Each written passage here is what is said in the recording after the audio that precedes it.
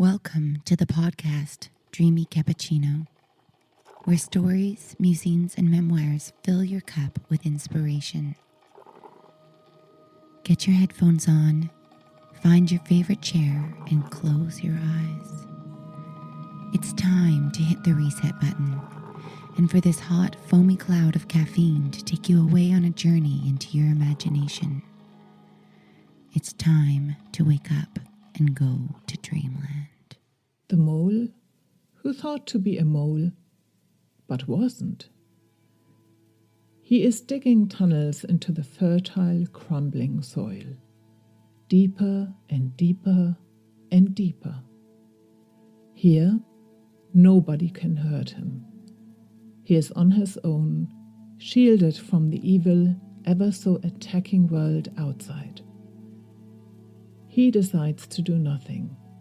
He just simply doesn't want to move anymore, and he tells himself, I won't move anymore until a helping hand guides me back to the light. And he sits deep down in the earth, in his tunnel, very much like the remains of food which got stuck in the intestines and refuses to move onwards, refuses to move backwards, refuses to move at all. As long as you don't come down to me, I won't move. Surrounded by yellow light, an angel descends into the tunnels, deep down into the earth, and he finds his way to the lonely mole. They look at each other, and the mole takes the angel's hand. Step by step, they walk together, bit by bit, towards the light, out of the tunnels, and back into the outside world. The angel says, You don't belong to the earth. You're not a mole. You're a bird. The mole is perplexed. In the light of the outside world, he looks at himself, and he has to admit that the angel seems to be right. In the darkness, he couldn't have seen this. It was simply too dark. He all of a sudden feels very vulnerable and fragile. Different to how he felt before, different to how he ever has felt. The angel encourages him. You may feel fragile and vulnerable, but this is exactly enabling you to soar high into the skies, to fly, to let yourself be carried by the winds of desire. In this perceived vulnerability lies all your strength. It allows you to swirl in the air like no one else can swirl. It allows you to be carried by the wind. It is the wind, the air, which is your continuous friend and companion everywhere you go. Beneath the earth, you can't accomplish all the things you came here to do.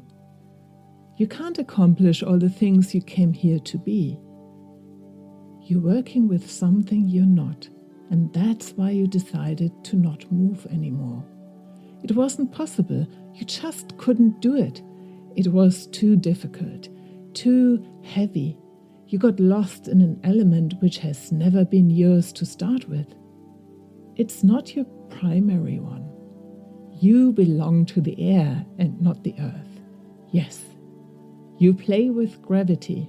You let yourself fall in order to propel yourself even higher than you did before. You play with earth, but you don't belong to earth.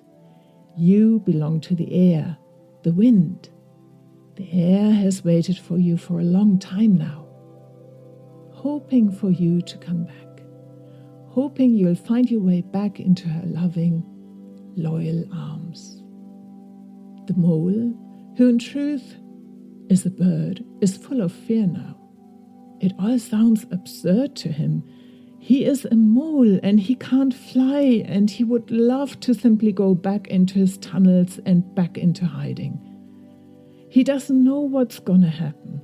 He doesn't know how to fly. And anyway, his wings are case hardened from the sticky, moist soil. The angel takes the mole, who in truth is a bird, to the bowl of water, which is found in front of the fairy entrance. The angel indicates for him to take a bath. The mole, who is a bird, starts to bath very hesitantly until his enthusiasm finally takes over and he baths like only birds can bath. Water drops are flying in the air. Water drops are everywhere. The bird turns around to tell the angel how much fun he is having, but the angel has disappeared. His voice, however, is still singing in the air. You can play with all the other elements, but you never can betray your own one. It only leads to grief and worry. Don't forget, you belong to the air and not the earth. The bird, who formerly had thought to be a mole, chirrups as loud as he possibly can. And now, being bathed, he again looks at himself and all of a sudden realizes how beautiful he is. How beautiful his coat is. He can see all the colors of the rainbow in it, and this is why he is a rainbow bird and not a mole. Full of delight, the former mole, but now rainbow bird, throws himself into the air. He does somersaults and other things he has never done before. His memory of being a bird is coming back now, and everything is easy. He propels himself high, high into the air. He lets himself fall to fly even higher the next time again. He jubilates, he laughs, he looks back down to the earth, the tunnels he has dug, and he whispers to himself with a knowing smile, "Isn't it absurd that I got the idea to be a mole, when in truth, I've always been a rainbow bird?"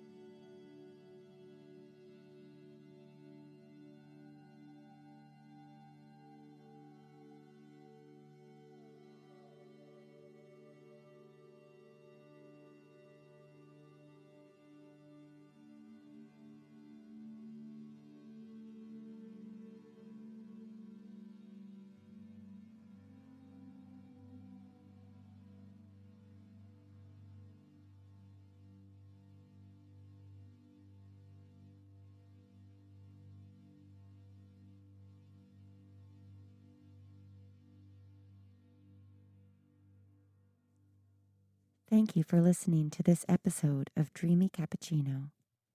All stories are written and narrated by Anya Kirsten, with music composed by Chelsea Edwardson. To learn more about their work and creative opportunities, check out the info on the podcast channel and be sure to subscribe. Lastly, don't hesitate if you have a moment to drop a line and share your experience. See you soon when it's time for another Dreamy Cappuccino.